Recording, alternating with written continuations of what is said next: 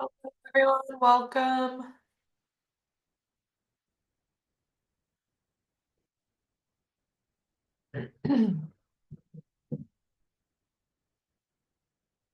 We're a little early, so we're still waiting for some of our panelists, but welcome everybody.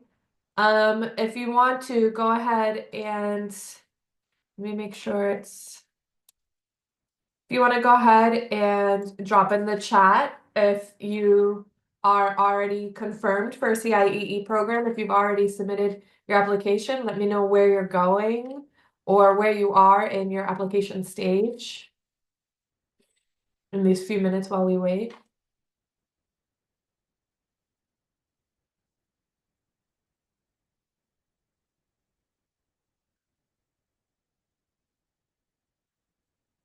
Toulouse, amazing. Toulouse is a great spot. Palma. Mallorca is beautiful. Tokyo, that's so exciting. South Korea, I really want to visit those sites very soon. Kyoto, amazing.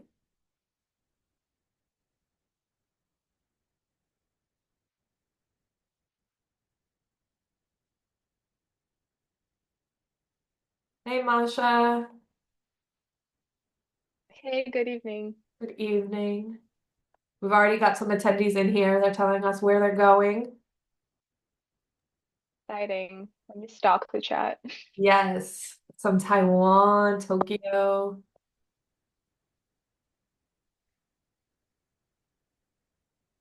Madrid, Paris.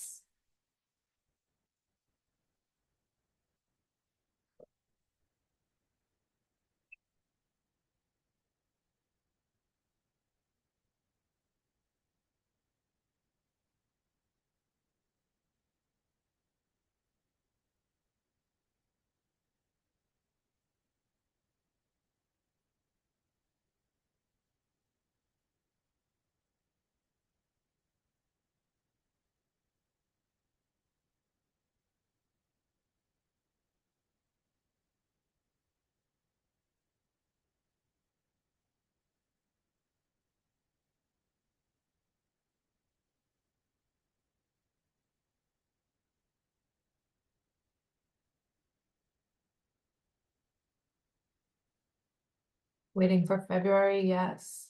The decision should be coming out soon. Lisbon, my favorite place in the world. Good evening. Good evening, Alana.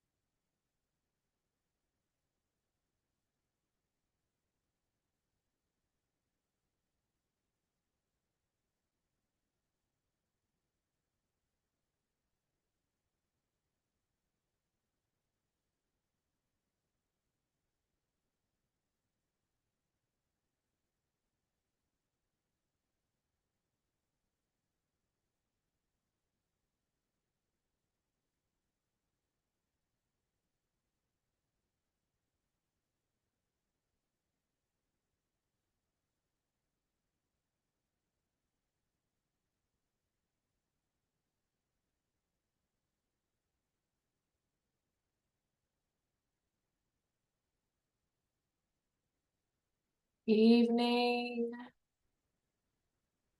Oh, there.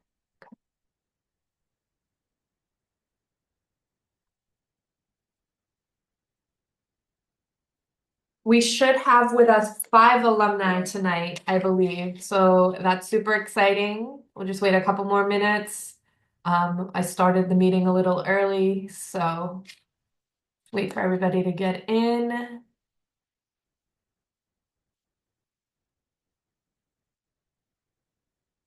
Are all of you doing language programs? Are you doing topic programs? Where are you? Language. Cool. Sports management, that's really cool. In Barcelona, right? Language. Is anybody here starting a new language? Going to a country where you don't have any experience with the language yet and starting from scratch? Maybe like going to Germany and have never had German classes before? You never took French? Ah, that's so exciting. Duolingo.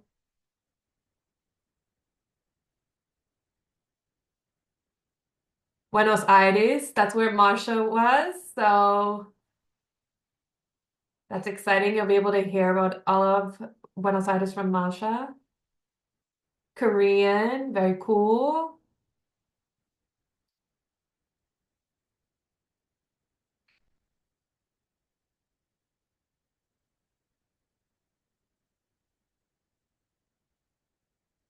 Copenhagen.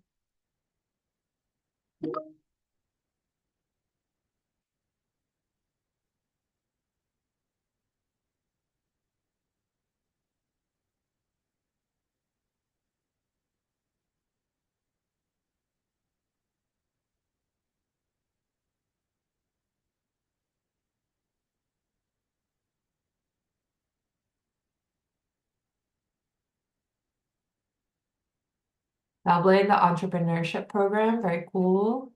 Aquatic learning in Lisbon.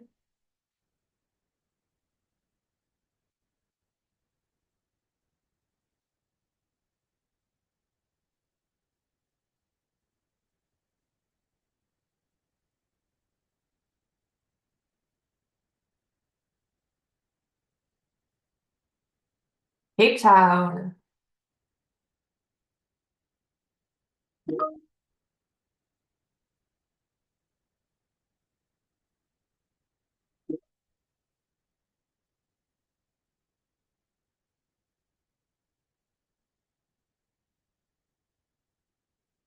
How many of you is this going to be your first time traveling to another country?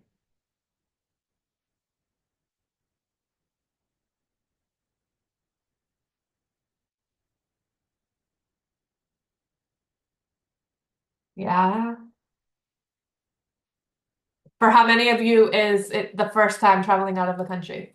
Is the question.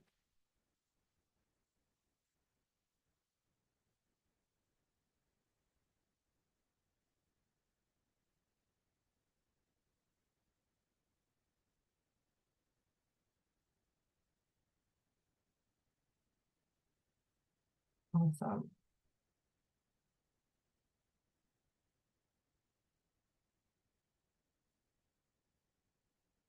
Okay, I'm going to share my slides now. And I think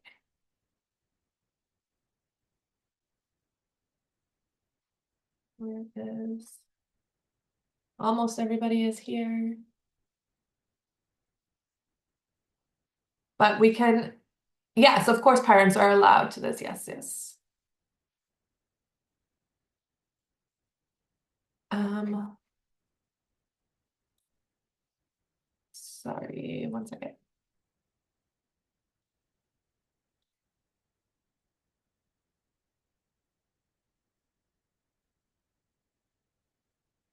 Okay. I'm gonna start now. What I'm gonna do actually, is I am going to, everybody can see my slides, right? Masha, Brianna, you can see my slides? Awesome. Okay, so I am going to disable the chat now just because there's lots of people in here. And we will open up for questions in a little bit. Um, but I'm going to ask you guys, there's the question and answer. module that you can put your questions in that we will give our ambassadors to address. I also have my coworker Rebecca in here answering questions. So let's just go over a little bit of an introduction. My name is Brianna. I am the Community Engagement Manager for the CIEE Global Navigator team. I work on the marketing team, and what I do is I work primarily with our student alumni and especially our global ambassadors. Global ambassadors are students who have already traveled on a CIEE program and want to promote CIEE in their schools, want to talk in their schools to other teens about the transformative experience they had studying abroad. And they have come to events like this one. We have virtual fairs and we have lots of presentations and opportunities for our alumni to speak and share their experiences. So these are, super motivated, amazing students who want to help everybody have an amazing experience abroad like they had. So first I'm going to have, let's go around and have our ambassadors introduce yourselves. So just tell us your name, your year in high school, where you studied abroad, maybe what state you live in. Masha, do you want to go ahead? Yeah, hi everyone. Welcome. My name's Masha. I'm a sophomore in high school. As Brianna mentioned earlier, I went to Buenos Aires, Argentina for a Spanish language program, and I live in Washington, D.C. Amazing. Brianna, my other Brianna. Hi, I'm Brianna. I live in North Carolina and I'm a junior, and I went to Ghana and studied in leadership and service in children's education. Zana. Hi guys, I'm Xana. I'm a senior in high school and I went to the Chinese language program in Shanghai, China, and I'm from Florida. Alana. Good evening, everyone. My name's Alana. For the summer of 2024, I studied in Japan and I studied the language and culture program. And Ayana. Hi everyone, my name is Ayana. I'm a senior in high school. I actually did two programs. I did one program in 2022. I did the month abroad in Toulouse, France, the language and culture program. And then last year I studied abroad for a full year in Italy for my full junior year. And I live in North Carolina. So it's really cool. We have a lot of good diversity and representation of our programs in here. I think we have an Africa program, we have two programs in Asia, South America, Europe, so we're only missing Australia here. But that's really cool that then a variety between language and culture programs and topic programs and a service program like Brianna did. So there's lots of students here to talk to a variety of experiences and questions that you may have. Before we get to our ambassadors, I just want to give a brief overview. I think that a lot of the people in here are probably further along on their application process, but just in case some people haven't submitted their application to CIEE yet and are still looking for some information, we just want to give some overview. So here we have the different places that you can go with CIEE. So you'll see the orange dots are where we have summer abroad programs. And like I just referred, we have summer abroad programs in every continent, which is amazing. So we have a great diversity of opportunities. You'll also see green dot semester abroad, and that's what Ayana just talked about. That was the program that she did when she did the full year abroad in Italy, right? So that is another opportunity. We won't focus on it as much today, but definitely something that you can consider in the future, as well as our gap year abroad and first year abroad programs. Why choose CIEE? We've been doing this for over 75 years. CIEE was founded after World War II and has been committed to creating cultural exchange and educational exchange for American students for 7.5 decades, starting primarily with college-age students, but now this is going to be our 10th anniversary of high school programs as well. So we're super excited about that. We support through all of our programs over 40,000 students every year. That is college students, that is high school students, that's Americans going abroad, and that's students from abroad coming into the US, as well as teachers. We are a nonprofit organization, and we administer the largest scholarship fund for US high school students. So last year, for example, we gave out over $7 million in scholarships to US students to be able to partake in the high school summer abroad program. So we have two different types of programs. We have topic programs, which I believe Brianna is the only one that did a topic program. The rest of you were all language programs, correct? So Brianna did a topic program that was a leadership and service program. For our leadership and service programs, you can get up to 50 hours of service learning credit. We also have STEM programs, arts and culture, business and social change. I saw in the chat when I was asking you guys where you were planning to study abroad that I saw some of those. I saw some Lisbon Aquatic, some climate action in Copenhagen, sports management. And these are really a great opportunity for you to explore a passion or a career, right? Maybe you think I might be interested in pursuing engineering when I get to college, but let me test it out. This is a great way to take 3 weeks to see if this is really what you want to dedicate your studies to. And it can help you figure that out, and then it can give you an edge when you're applying for those programs a couple of years down the line when you're trying to go to college. Here's a picture of Palma de Mallorca. I know a couple of you had said that you had you plan on going to Mallorca, so look at this beautiful scenery and these amazing activities that await you. Language programs. We have language programs as well. They are 4 weeks long in contrast with the 3-week topic programs. You'll see the list of languages that we offer. Our language programs, students stay in a local homestay, so they stay with a local family so that they are speaking the target language as much as possible. And we find that with a language program, the growth that students make throughout those 4 weeks can be equivalent to 1 year of school in that language. I myself was a language teacher before coming to work for CIEE. I was a Portuguese language teacher, and I definitely can attest to the fact that the growth that you see over this 4-week period is tremendous because it is full immersion and localized learning. Students can get 4 college credits and the global sale of biliteracy when they participate in the language programs. These are possibilities that are open to them. So a day in the life would be language class, or if you're in a topic program, your topic class. And usually those are in the morning, but that varies by program. Some programs, the classes may be later in the day due to the temperature in the city or something like that.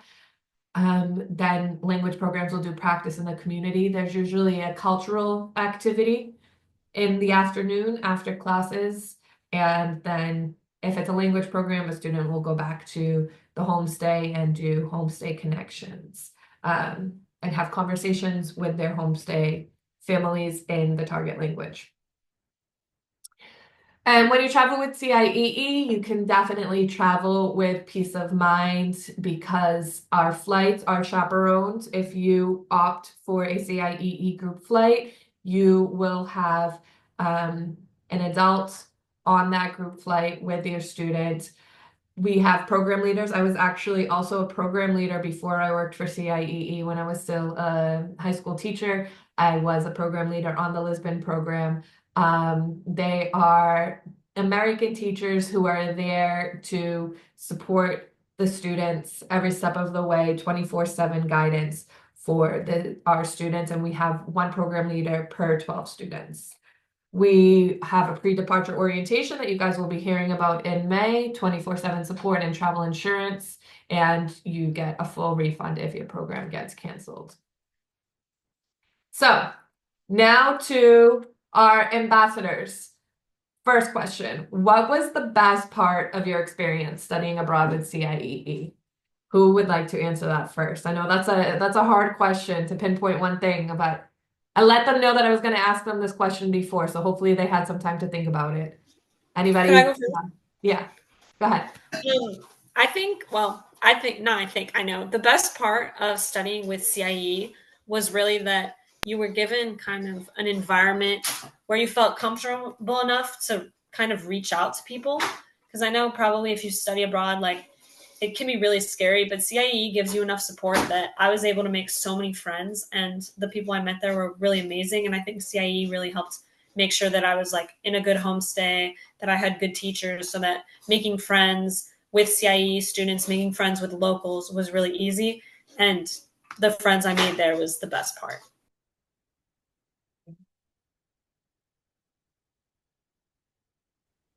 For me, even with the time to think about it, it's just so hard to pinpoint like what my favorite experience was, like the best moments. Because like there's just so many things. Like not only does CIE make me feel comfortable, it's just I made so many friends. I was able to learn the language. The teacher, right, very helpful, right? And even after, like just recently during the holiday break, people from my program, we all met up in New York and we just hung out. Definitely lifelong friendships that come from these programs. Ayana, I saw that you had raised your hand.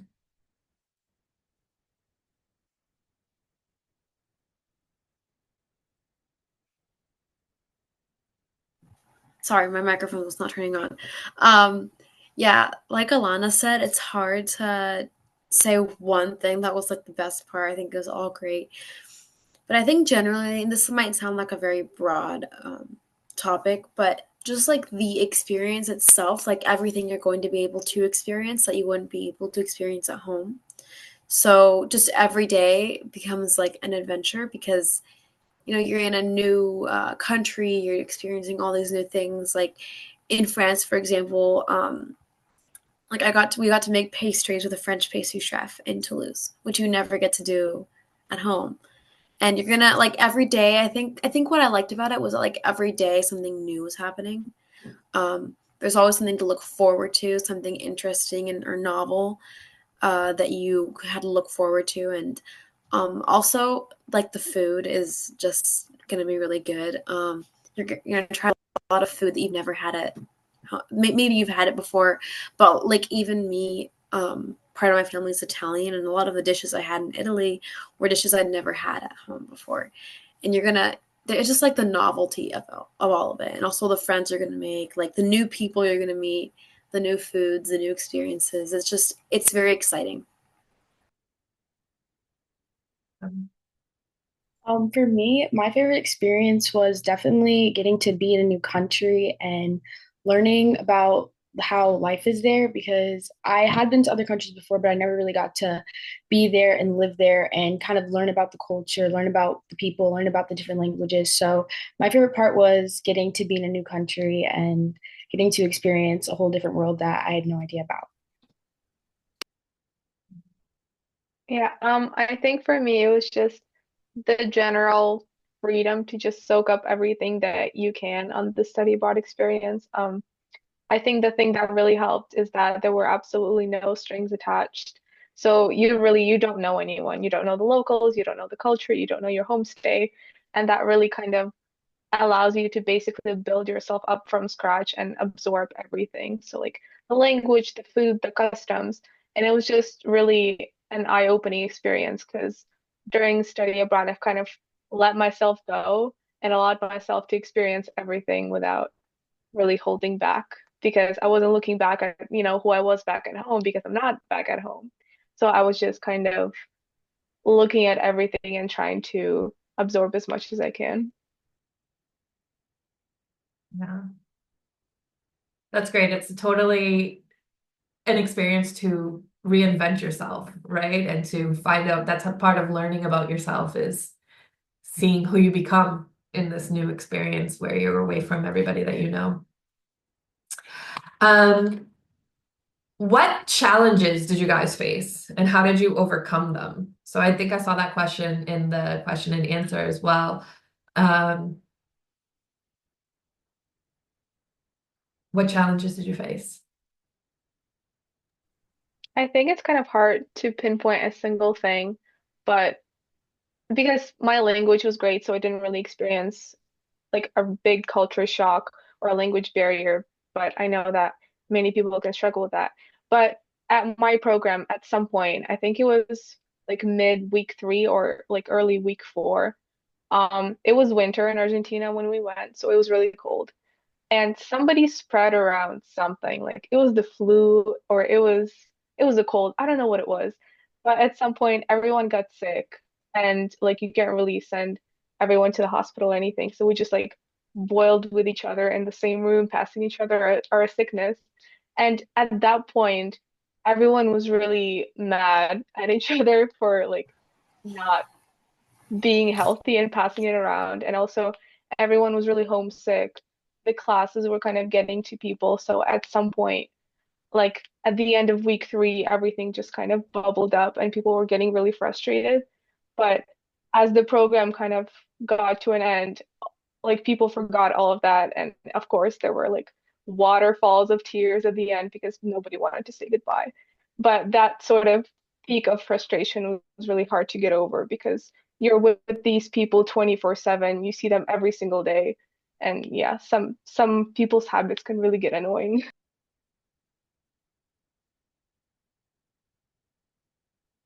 Anybody else? For me, um, I guess, let me see. No, not I guess. I would say like that one of the more challenging parts of the trip would be like getting used to the language because I'm used to like being in a place where pretty much everyone understands me and it's like I don't have to talk too slow so that they can like understand or attempt to understand what I'm saying.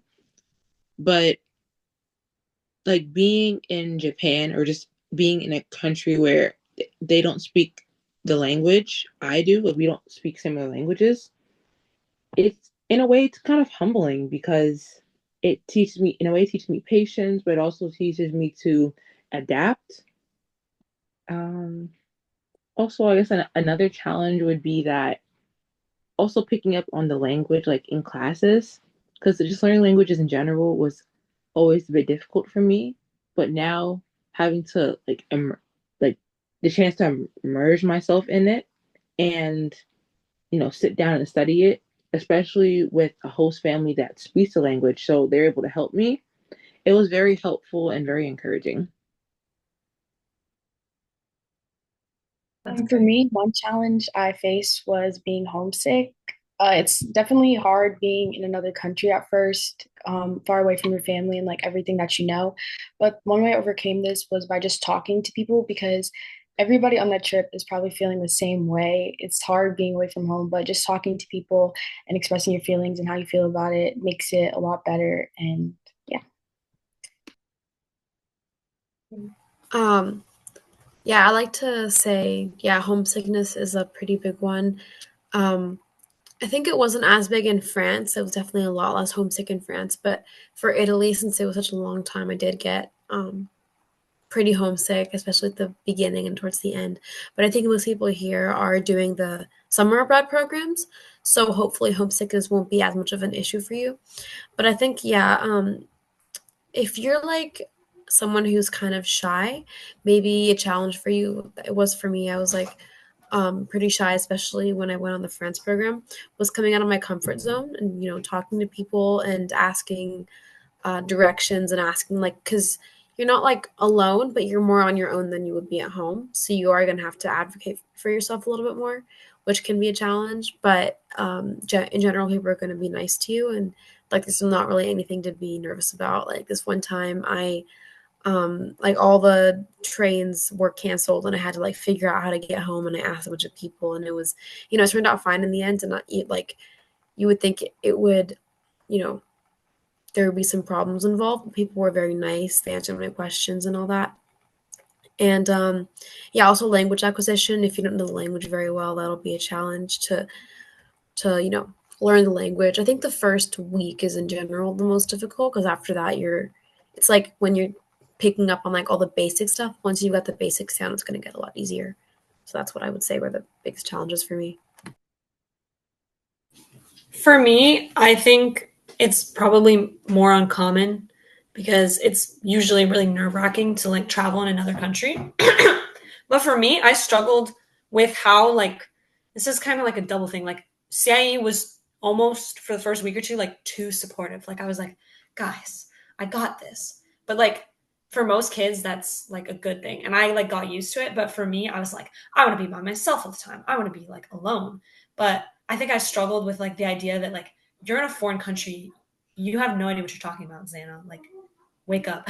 But like for the first week, I was just like, why do I have to travel with my friend? But like I had a roommate and I had to like travel with her sometimes because you can't just like leave a foreign country. Like that's how you bad things happen. So CIE has a lot of good rules in place, but I think for me, since I was like used to living in a city, I like struggled with that at the beginning.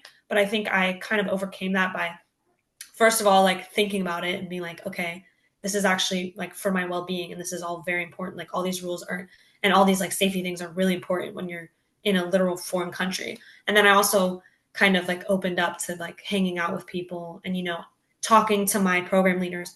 Cause I don't know if they mentioned this and you guys know, but you can pretty much, once you're there, if you have someone with you, you can travel anywhere like within reasonable distance. Like it can't be like more than like an hour or something away. But and then if you get one of your program leaders, you can pretty much go anywhere. So it's very flexible, but there's also some rules. And I think I struggled that with the beginning, but they really make it so that if you're motivated, you can do whatever, like you can visit whatever you want to do. I struggled at the beginning, but I think CIE did a great job of kind of like showing me ways that I could do what I wanted to do without being unsafe.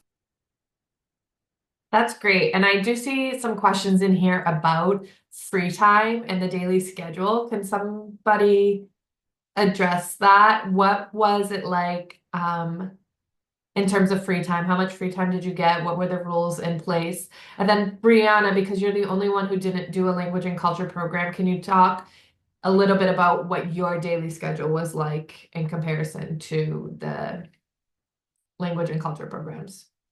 Yes, so what I did is in the mornings we would go to the school. That's what our service was. We were volunteering at a local school. So we would spend about 3 hours there in the morning. And then from there we would either go to lunch or we go to the like community center for CIEE, and that's where we would take our classes. That's where we would take like culture classes or language classes. And then from there, we would do our cultural activity, and it was different activities out in the community. So one time we did making bracelets, we did a cooking class. One time we went hiking, and then after that, that's when we went to dinner. And yeah, we just went to different restaurants each time. And then from there, we went back to the hostel, and that's when we had our free time. In our free time, we would usually just hang out, watch movies, and then also sometimes we would go on walks. Since we lived kind of in like a neighborhood, there were some shops around, so we would be able to go out and kind of explore around us. But yeah, we just spent a lot of time together in our free time. Great. Anybody else want to talk about free time? To explore the city? Was exploring the city scary? Somebody asked. Yeah, I'll it say, was for us. Oh, go ahead. no, you're speaking first, Masha. Oh, thank you. For us, for the Buenos Aires language program, I'm pretty sure it was 1 day per week, but it was 6 hours. So basically, after we got done with lunch, which was like at 12, we got the whole entire day to basically explore the city. So how it works is that it depends on how much your program leaders trust you as a group. But basically, you get a bunch of neighborhoods that you can visit, and then you get designated a program leader. So you just check in with them once an hour on your WhatsApp group, and then you can basically go in and explore.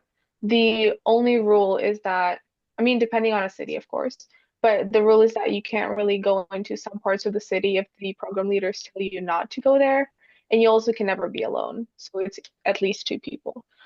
I don't think it was ever scary because, like, at least in my experience, Buenos Aires was a really beautiful city and there was just so much to do. And we were never lost anywhere, and the public transport was working really well, and it was on time, so I don't think I had any scares in that regard. Yeah, I agree with Masha. They really like you have to travel with someone else, so it's really not that scary. Like one of the things I did because Shanghai is absolutely huge. Like it is one of the biggest cities in the world. Me and my friends, we took like the metro for an hour west, and we were still in the boundary of Shanghai to go to this little like suburb called Zhujiajiao, which is like Little Venice in Shanghai. It was absolutely beautiful, and we actually met some like I think they were like a year or two younger than us, like some Chinese kids, and they were like traveling, I think like together for a school thing or like just taking pictures, and we like hung out with them and took some pictures. It was like really cool. So you can really like you can find out like where you want to go and visit it. Um, for my program, it was kind of similar. You know, you couldn't by yourself, you weren't allowed to be within 15 minutes of, at the time it was Keizai Center. You weren't allowed to be by yourself and outside 15 walking minutes. But if you were with someone, at first it was half an hour, so 30 walking minutes, and then it was 60 walking minutes. Um, but even within that, it may seem like, oh, very limited. It really wasn't. It really wasn't limited. Like Kyoto was a Kyoto is a big city and there's so many things to do. Um, yeah.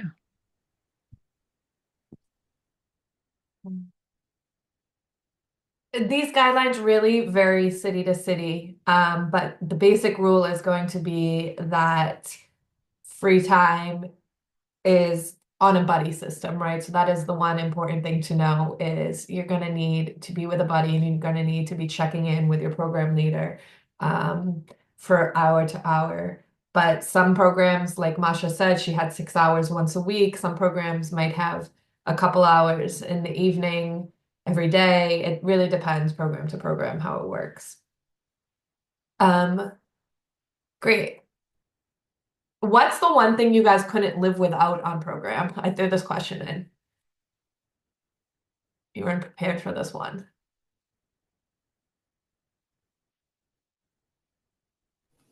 For me, I was in China and I could not Um, I this is like really cliche. I could not live without WeChat.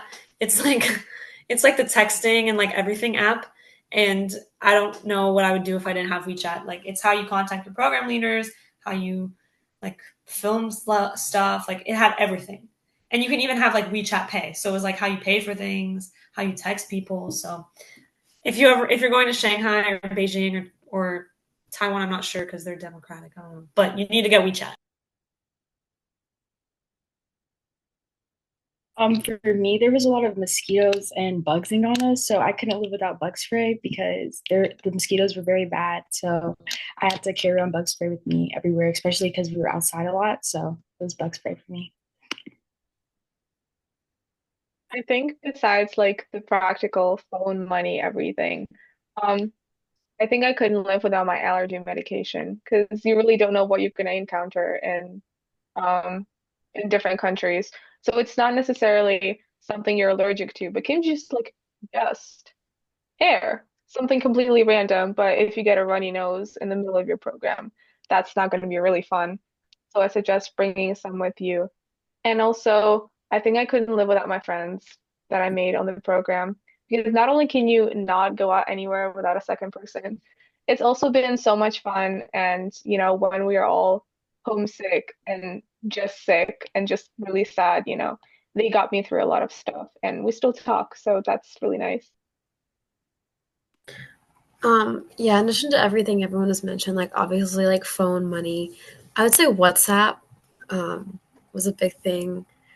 It's not really used in the States, but like abroad, I think WhatsApp is like really heavily used. So if you don't already have WhatsApp, I would suggest downloading it like as soon as possible because it's gonna be like good to like familiarize yourself with it before you go abroad. Also, your like bus and metro cards, don't forget those guys. Um, Especially in like in Europe where public transport is a big thing. You should always have it on hand, and you should never forget that because that could be a little bit of an issue for you. And one thing for me personally that I really found helpful in program was a journal, to like journal about you know not every day but just about like my experiences abroad. um Especially you're gonna be like experiencing a lot of like new like emotions, and it's going to be like a bit of a journey throughout your time abroad. So if you want to have a journal to like, help you get through that, or just as something that you think could, give you the support you need. It's also just fun to journal, and it's going to be cool to like look over it, you know, maybe months or years later, and like, we're going to be able to like look back on the great times you had, and it'll just be really cool. For me, well, yeah, kind of in addition to what everyone else said, besides like metro cards, phone, money, I would say if you're going to somewhere like very warm, like sunscreen, definitely, and I would say an umbrella because I've noticed a lot that people would have umbrellas and it would just shield them from the sun. So in addition to like buying an umbrella, buying a UV protectant umbrella. Awesome. Totally great advice. Um, what is one thing you wish you knew before going abroad?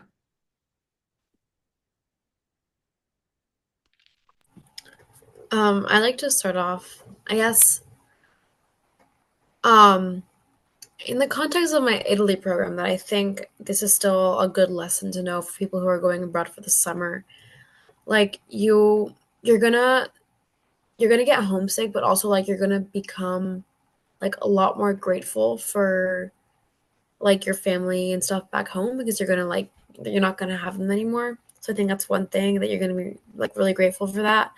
And also just you're gonna I guess you might already know this, but you might not know the extent to how many challenges you're going to face that you never thought you'd have to face abroad.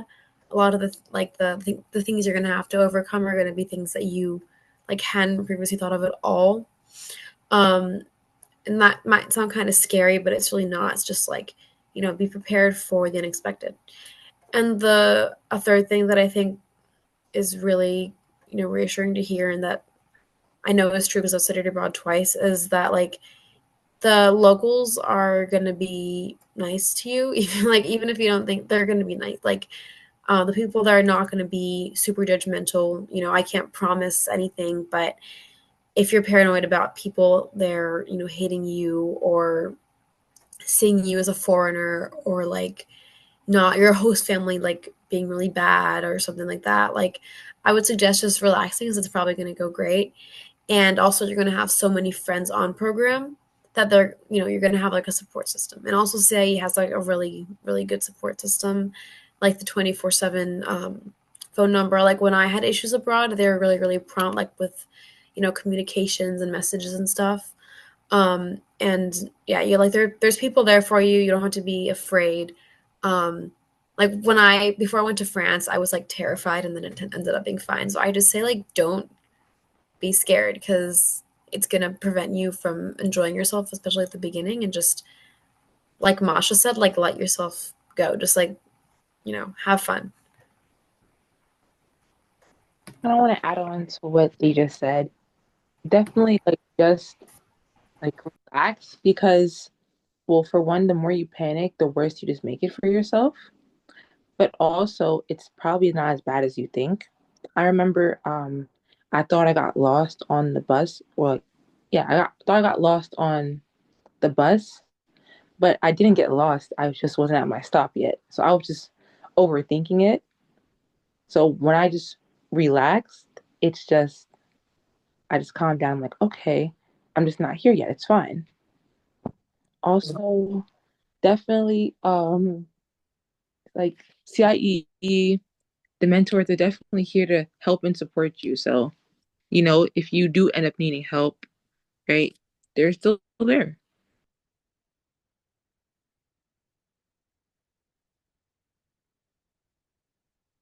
I think for me, this is kind of unconventional, I think, but I really would have wanted to get to know people I was going on the program with because in my session it was I think 35 people. So basically everyone knew each other, everyone knows each other's business. But before you go, there's really that anxiety of, oh, are they going to be fun? Are they going to be, cool people? Because your experience really depends on who you're with. So I just wish I kind of knew that. But for my program, at least, it wasn't that big of an issue because when we did our Canvas pre-departure orientation course, in the discussion posts that we had, people started exchanging Instagram handles and created a group chat. So we were kind of talking even before the program started. So that was kind of a really nice thing to do because we sort of knew each other even without meeting each other in person. But I think if you don't have that opportunity, I feel like it would be a really big source of anxiety for me because a lot of things like depend on what people you have in your program. But I think at the end, all of them are really highly motivated if they chose to study abroad. So I think regardless of if you make like really, really close friends, I think all of them are going to be really fun and motivated and dedicated.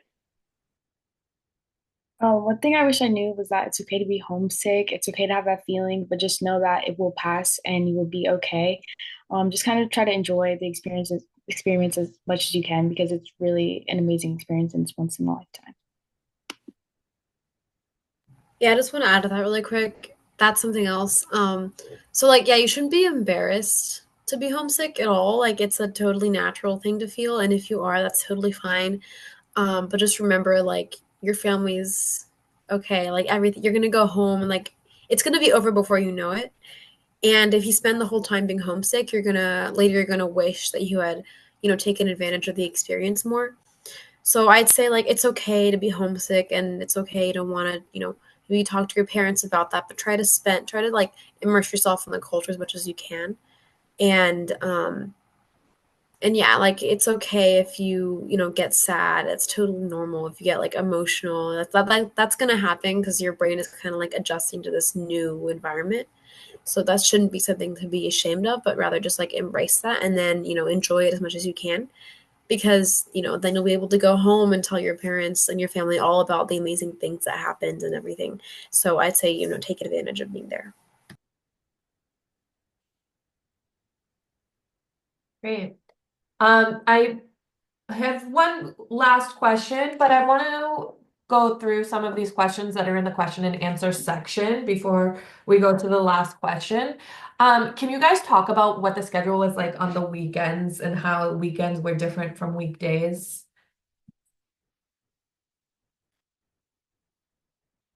Anybody? So for me, the weekends, most time we spent going on excursions. So I know for the first weekend, we went to like the countryside of Ghana.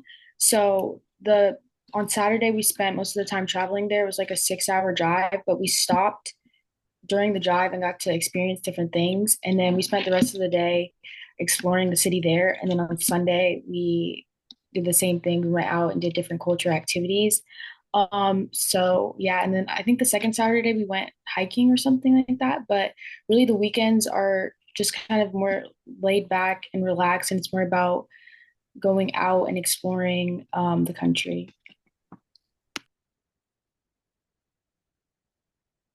Yeah, it's so much what Yeah. Oh, sorry. Go ahead. You're talking first. Yeah. thank you. Kind of similar to what Brianna said. For the first weekend, we went to Hiroshima and we got to learn some history. And then for the rest of the weekends, it was either an excursion or we'd spend time with our host family. Or if it wasn't our host family, then we were free to meet up with each other and go somewhere.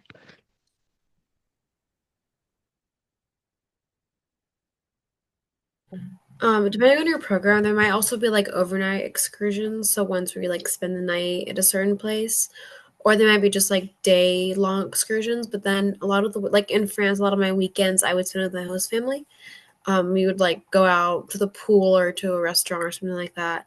And like if you and your friends are like really good at planning, or if you just like want to meet up somewhere you like live near each other, you can also meet up with friends.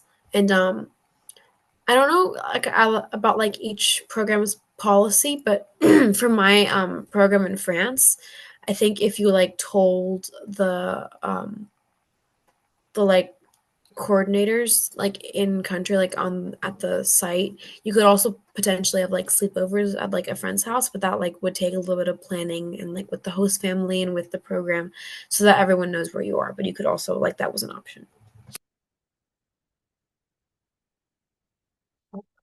Yeah, with us, it was a lot of like 2 day slash 1 day trips. So the first weekend, we went to this really cute farm with a lot of animals.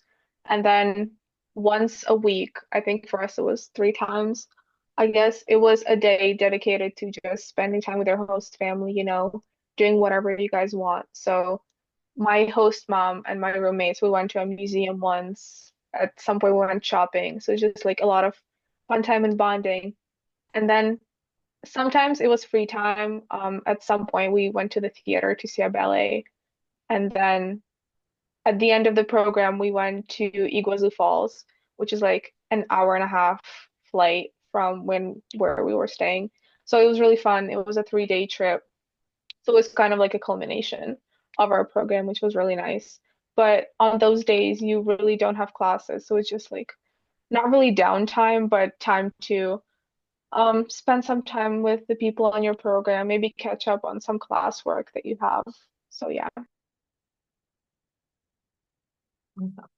So a lot of you have touched on homestays, and we have a bunch of questions about homestays in the question and answer box. So can you guys talk about your homestays? We want to hear about a lot of questions about roommates, if there are other CIEE students in the homestay with you, how much time you spend with the homestay, language and communication with your homestay. I will say that our homestays are all highly vetted by the local CIEE team, right? They have background checks run on them.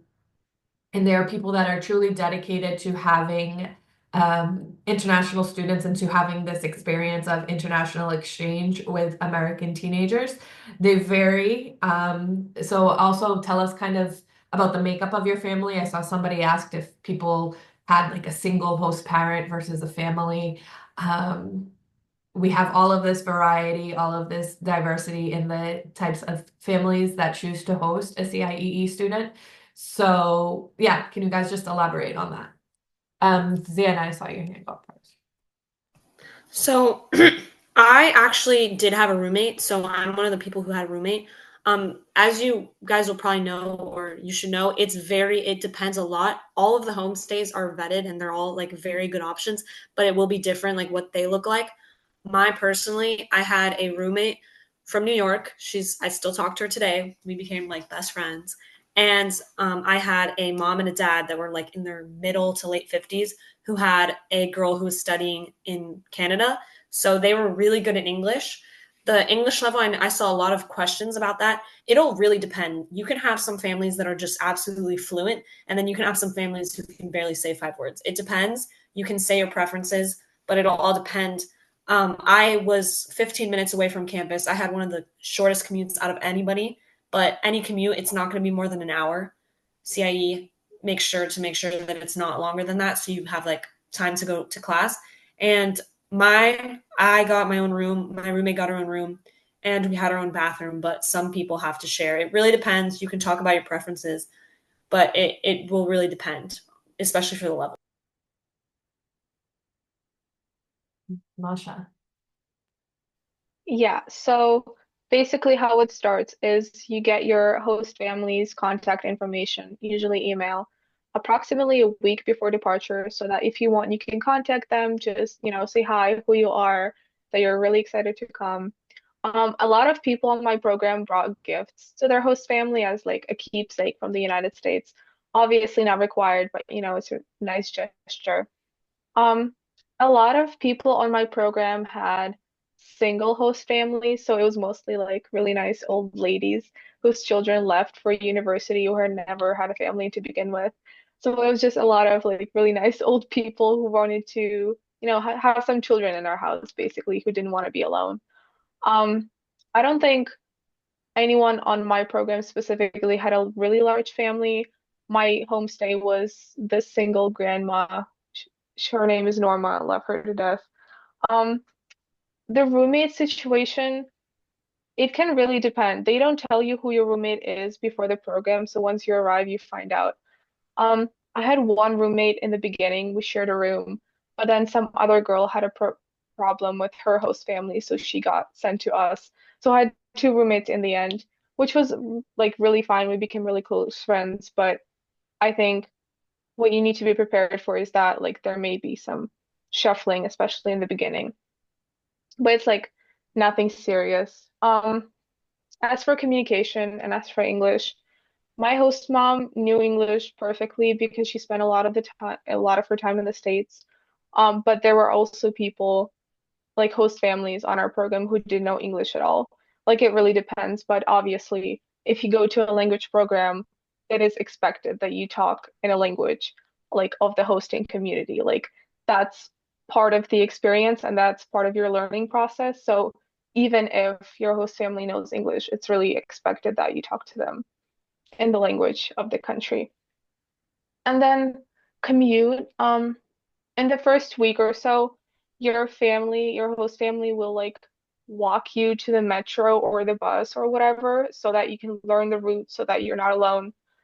And then one of the program leaders will meet you there and that you will commute together. But that's only the first week. And then for the remainder of the time, you're commuting like with your roommates or like your other friends. So they're only with you for that first week. Okay. For my host family, we let me see. Okay. So my host family, my host mom, she didn't speak no, she spoke English. It wasn't the best, but I could understand her. Um, and my host sister, she studied in the UK, so she spoke great English, which I was really relieved about because I was really nervous that, we wouldn't connect. But that definitely helped us connect more. Um, yeah, yeah. Am I forgetting something? Or No, that's good. Somebody asked, okay. were you guys given the choice to pick if you had a roommate or not? Is that something that you chose, or is that something that was assigned to you? I Um, didn't pick to get a roommate, which apparently I was like really responsible or something. I have no idea how they thought that was true because I think I'm very medium responsible. But they picked her because she had like a certain health issue. So they like wanted to make sure that someone like nice was with her. So I didn't pick my roommate and I was kind of like a loner. So I was like, oh, roommate. But turns out we were like super compatible. So it actually turned out to be like a blessing in disguise because now I have a great friend. But most of the time you won't get one if you don't want one. for me, I don't remember if I got a chance to choose if I wanted a roommate, but I ended up not having one. And at first, I was like, yes, I want my own space. I don't really want to share with anyone. But looking back, I do wish I had a roommate because that definitely would have helped me connect just a bit more with people in the program. Rebecca, do you want to chime in on this just from a CIEE official standpoint? Yes, I would. Thank you for asking. So, hello, my name is Rebecca. I'm an enrollment coordinator here with CIEE. I'm based in Massachusetts, but since I work remotely, I'm on the New York, New Jersey, Connecticut team right now. And I'm one of the people that you're in contact with when you call into our call queue or texting or emailing. So I do have some knowledge about these programs, but it is always nice to get the alumni's perspective of how their experience is for these programs. So that's great. We Once you're officially confirmed on as part of the acceptance tasks, once you've been accepted on a program, you will fill out a housing questionnaire and you can put these requests that you want. If you really, really want a roommate, if you want to be alone, you can make your request in the housing questionnaire, and then our site staff will take that information and will use that for a roommate homestay matching on program. However, it's not a guarantee. I do want to emphasize that these are requests. Do homestays, host families get paid for being a host family? Can you just address that? I believe so, because that's part of the tuition costs, is that your food, the classroom instructions, we're paying your teachers. All of the programs are expensive, but there's a lot of costs that go into studying abroad. So your accommodations, your food, your instructional time on program, all the activities, the transportation on program, everything that is included as part of the tuition costs. Yes, but I believe that host families, they get money for food, right? I think the question here, whether it's getting to, or is It's it, a little bit. It's not yeah, are these anything people in it special. just for the money? These people aren't in No, it no, for the no. money. It's to cover your food, Yeah, if that. yeah. They are volunteering their time. They want to have foreigners in their home. They're very excited to show off their city or their culture with you. And this is a cultural experience and a cultural exchange with the host families themselves too. So they're very excited to have you. But they're not it's they're not getting rich off of you. That's for sure. Yeah. Awesome. They also see a lot of questions about scholarship and fundraising. So, did any of you receive a scholarship that you'd be comfortable talking about that experience and how the process went? For example, the program selection on the scholarship, um, when you find out kind of what that process looked like for you guys. So I did get a scholarship both times I studied abroad. There's also like financial aid, I think, like just need based as well as the scholarship options. But like when I studied abroad in France, I did get a scholarship that actually covered like like a great majority of the cost.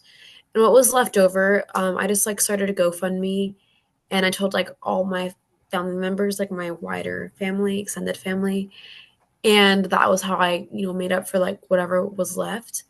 But I think it was a very good scholarship. And then for Italy, this doesn't really apply to the summer abroad, but there was like a program for NC residents that allowed you to like study abroad like fully free, like 100% paid.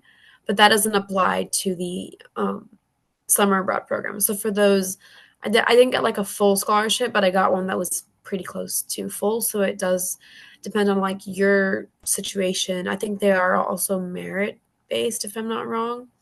So like I think if you have like slightly higher grades, or a more outstanding application or more outstanding essays, you could be more likely to get more of the merit aid. But um, in general, I think the scholarships are pretty good. They do cover a lot of the program costs. So if cost is a worry for you, know that there are scholarship options that are like very good.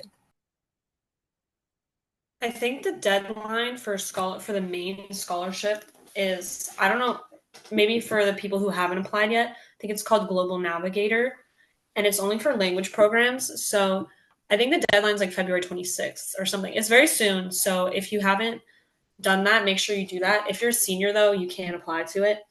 But I think that helps a lot of students. I know on my program, almost every single person I talked to had gotten like from like 2000 to like the full program paid for. I was one of the like only students who didn't have anything paid for because I applied like a day before the deadline. So don't do that. You guys are here, so you won't be doing that. But make sure like planning ahead is always the best way. Plan ahead for the scholarships. I got the merit scholarship. It's not that much. It's 500, but it does help. Like every little bit helps, and every little bit like does a difference. So like my advice, Do not book your plane ticket late. That'll cost you way more money. Don't book your visa late. That'll cost you way more money. So all those little things really add up. So if you're struggling to pay for the program, there's a lot of resources out there. There's fundraising tips. Make sure to reach out because it's definitely an experience you want to like work hard for. It's you can't like find any other experience like it. Yes. So our scholarship deadline, as Zana said, has been extended to February 26th.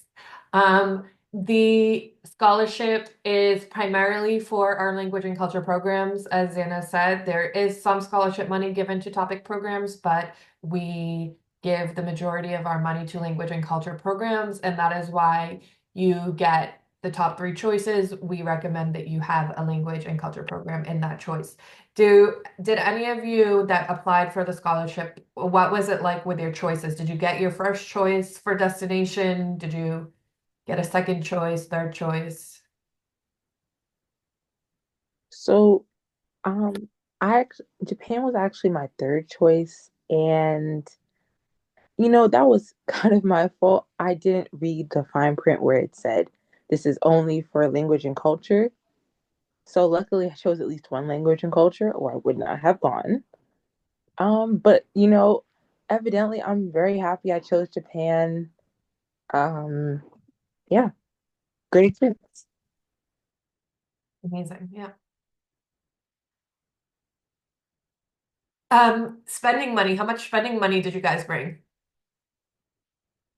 How much did you carry around in a day? I guess that depends on the person and the shopping and the country that you're in and how much you love to go to Zara and blow your entire budget in the first week. So how did you guys do? I would say like it depends on like your own spending habits. I typically don't spend that much money. Like when I'm like I like to go shopping, but then I don't end up buying anything. I just like window shop because I don't know what I want. But if you're someone who like who, like just buys like impulsively, I would say first of all try not to do that because you're gonna see like your funds are quickly gonna like be depleted. Yeah, control your spending and also just bring however much you think you'll need. Like if you're someone like me who doesn't spend that much money, I'd say like bring, you know, at least like a card, you should have like a debit or a credit card that works abroad. And like cash wise, maybe like 50 on hand for like a day when you think you might not spend that much. And if you're gonna like eat out, obviously bring more. Um, but like for our France program, they gave us a stipend for lunch, and lunch was in the cafeteria at like the college we were having lessons at. So that was like already very cheap. But if you wanted to like eat somewhere else, you might have to pay a little more. And if you're gonna go shopping, bring like a substantial amount, like maybe like 100 or more. But that's if you're gonna like be buying a lot. And yeah, just try to control your spending and remember that you don't want to like use up all of it in the first week or in the first few days. You want to have like enough to last you. And also at the end, if you want to like buy gifts to bring back home, you want to take that into account too. Like another thing about me is like I tend to see things that I would want for someone else. And so I end up buying like most of the things I bought in France and Italy were gifts for my family and friends back home. So make sure you have money saved up like in the maybe last week of the program so that if you want to buy nice gifts for any loved ones or relatives back home that you have money to do that.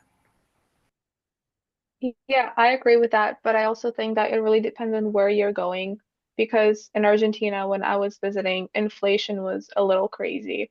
So basically, prices were changing every single day. So at least for us specifically, we couldn't really pinpoint how much everything cost, and so we were really careful about spending our money. But yeah, bring a credit or a debit card. At least in Argentina, they usually accept both even though all the travel websites tell you that they don't, they do. It's fine. But also just as an emergency stash, have like a bit of cash on you. Um, I don't think, at least in Argentina, they didn't accept dollars. So make sure to exchange your money. It sounds as common sense. There were people who brought American dollars and expected people to take them. Um, every week, one of our program leaders or the people who worked at the CIE center, they took our American dollars if we wanted to exchange them, went to an exchange place, exchanged them, brought them back. So that's like a really safe process if you wanted to get cash because I don't think they didn't let us exchange it on our own because like you really don't know what's gonna happen and it's money, so it's really important. But besides a card, I think cash wise, I think over 4 weeks I used maybe like 150, $200. A lot of it was on food and souvenirs, but it really depends on what you want to bring back, what food you want to try or eat. So it really depends on both your destination and your own spending habits, really. I think I spent, and I think this is probably more than most people spent. It really depends because Shanghai is the most expensive Chinese city, but it's also not as expensive compared to almost any place in the US, depending on what you buy. They do have like branded items there, like Gucci and all that. So that'll be the same price. Don't go buying that. But they also have a lot of cool fakes that you can barely tell. But I think I spent like 400 to 500 when I was there, which is kind of crazy now that I think about it. I don't know how I spent that much, but like I spent on like a $60 dress, like a $60 haircut. I got like $50 nails. I got like a $50 massage. I think I bought so much food. And then I bought so many gifts for my family, like snacks. I bought like a tote bag. Like I bought a lot, but you really don't need to buy that much because at least in Shanghai, this was amazing. They give you 1,000 yuan on the university card and you can use it at the gift shop and the cafeteria. So I had enough to buy like I bought like 5 tote bags, like 3 sweaters, like 2 mugs. Like I bought almost all my souvenirs, and it was only like 200 or 300 yuan. And then I still had enough money to get all my meals at the university, like boba tea, chicken, rice, everything. It was amazing. So you already you'll have a way. Like they'll give you a certain either like I think it was Masha or Ayana said like you'll have like a certain amount of money you can spend on lunch, or you'll have like a university card. So after that, if you're going to buy extra stuff, I would say depends on the country, but bring about like $100 or $200, unless you're really expensive or like buy a lot. For me, I think I brought like 100, like $200 around that. In Ghana, there's not a lot of shopping opportunities. Like we weren't going out and shopping every day, but I've carried around like $30 maybe a day. I only really used it if I saw like a snack I wanted or if there was like a souvenir I wanted to bring home. But like they said there's a stipend, so most of my food was paid for, so I didn't really have to worry about that. But yeah, I only spent my money really on like buying souvenirs and snacks.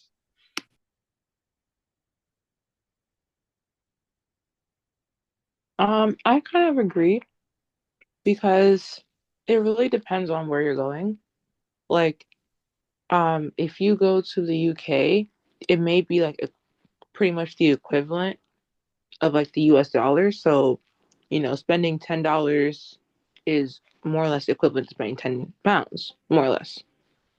But for me, I'm not really someone who spends a lot, and when I do, kind of what I think Zana said, I kind of window shop because I'm not sure what I want. I just look and try and get ideas. But surprisingly, I did spend quite a lot of money. I believe in total, I may have spent $400, but definitely bring just a little more than you think you'll need, just in case. Not just for like emergencies, but just in case you see more things that you didn't realize. Oh, I'd like all this stuff, you know? And I just want to underscore that when they talk about buying food, that is not meals. Meals are all included in your program costs, and the stipends are given for students to get lunch during the day. If they're with a homestay, they're eating dinner at home with their homestay. If they are in a hostel or a dorm, they're having dinner with the program. Food is the money they're spending on food are the snacks and the bobas and the coffee and those things that they're trying that are extra. So we are already over time, but we have so many questions here. And so I want to ask two more questions. The first, I'm actually going to ask Rebecca to answer. If you can talk about the flight situation. I think if we can just get like one quick answer from CIEE on chaperone flights, on booking flights, on how that whole experience works. Absolutely. So there's a lot of questions about flights, and every situation is going to be different involving flights. There were some questions I saw involving can you travel before or after flights? Can I drop my student off in country before or after? Yes, you can. If you want to drop your student off in the country, if you want to pick your student up from the country because you want to travel and then make it an extended family vacation, you absolutely can do that. You just have to let us know in your application portal of what you're doing exactly on the as far as the flight plan. We do if you are booking once you're confirmed on program, you will get information about flights. You're going to book through a company called Flightfox. We do require that you book through Flightfox. This is a company that CIE is partnered with. There's many benefits of booking through Flightfox. One of them is that we can track your student. If the flight is delayed, canceled, something happens, we know exactly where the student is at all times. Flightfox can rebook a student if the connection has been delayed or canceled or something happens. We just need to know exactly where the students are on travel day. You can also, through Flightfox, you can also see which flights are chaperoned or even partially chaperoned. Because your whole leg of your journey might not be completely chaperoned, but one leg might be. So students are coming from all over, are open, usually US students, but these programs are open to students all over the world. So people are coming from all different home airports all over the world, all over the US. So we can't offer a chaperone flight from every single home airport, but we do offer a chaperone flight at least for every program, and you can see the different flight options. You can choose to book a chaperone flight or not. It's completely up to you. And you're going to see the different flight options based on your home airport for your program for the destination. And your EC enrollment coordinators can discuss more frequently with that with you. But this is so that's just a general my spiel about flights, but you'll get all of this information when you are officially confirmed on program. Amazing. Thank you, Rebecca.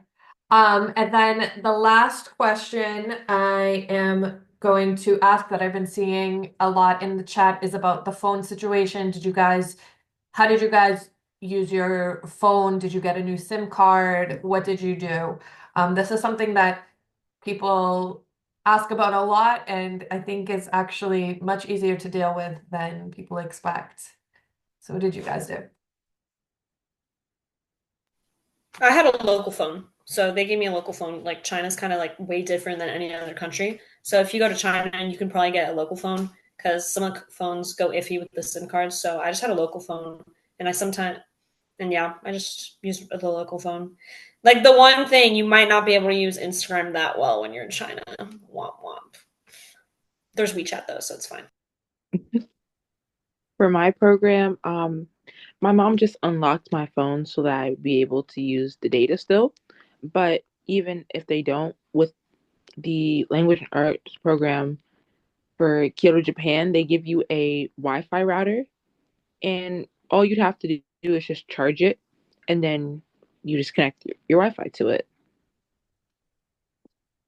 Yeah, in my program in Toulouse, France, I think you had to unlock your phone because like the international plan would like cause issues with like your service provider and you'd have to be having to like pay to call and stuff like that. So I would say, yeah, unlock your phone. Some people's phones like didn't work with the SIM cards that they gave us. So what they did was they had like a bunch of like old, like not old, but flip phones. Like I think they were Nokia flip phones. And if your phone wasn't working, then you could use that flip phone temporarily until they figured out the SIM card situation. So that's like a like plan C if your phone really isn't working. But I would recommend unlocking your phone beforehand to make sure it works. And if not, they I don't know if this every program does this, but ours has flip phones. For me, I just had an international plan, so I was able to use my phone mostly like normal, except like TikTok, Instagram didn't really work, and I couldn't really use like FaceTime. I just used WhatsApp app. And then during the program, like while we were in the hostel, while we were on the bus, and most places we went, we always had a Wi-Fi router with us, so you could use your phone.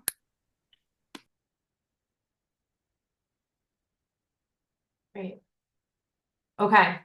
So, unfortunately, I think we're going to have to wrap it up here. We're not going to be able to get to all of the questions because our ambassadors are in high school and have to go to school in the morning, and I don't want them up too late and oversleeping through their alarm clock tomorrow and missing first period. So I thank you all for attending. If you have any more questions, please feel free to email, and I will put this email in the chat, hsabroad@ciee.org. You can ask your question to CIEE. Our enrollment coordinators, like Rebecca, who are all over the country, are here to support you and to answer your questions. I'm also going to drop my email here. If you have any specific ambassador related questions, any question that you specifically want to ask one of the students who were on the panel tonight, or if you want to be in touch with a ambassador from a specific program. I don't guarantee that we have ambassadors from every single program that we offer, but we have ambassadors for most of them. So we can definitely put you in touch with somebody to answer your questions. Please feel free to email me with that. I will send out the recording. We will make it available on our YouTube page. I also actually will drop a link. We have here our scholarship information, but we've talked about that a lot. And just remember that our deadline has extended to February 26th, but my screen is gone, right? You guys can't see my screen? Okay, I'm gonna drop the link to our YouTube channel where we have videos. We hosted a virtual fair in November, a week-long event with over about almost 30 different virtual alumni panels just like this one. So if you didn't go to our virtual fair, if you didn't make it, I will right here. Here is the playlist. Great. So we're gonna go ahead and get The playlist. We have videos in there with alumni talking about their experience fundraising, with alumni talking about their experience applying for scholarship.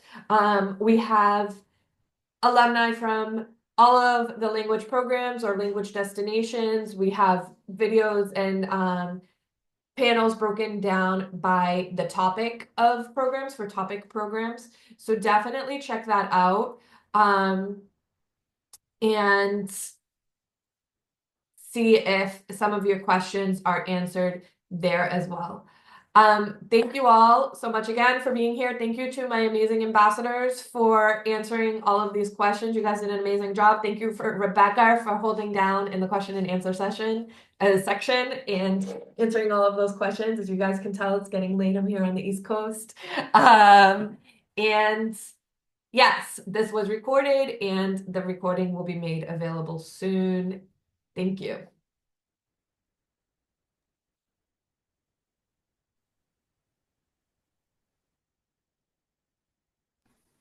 Good luck, everyone. Bye. Have a nice night. Yes, good luck on your experience. Have an amazing time. Good luck. Bye. Thank you so much for listening. Good luck with your application, guys.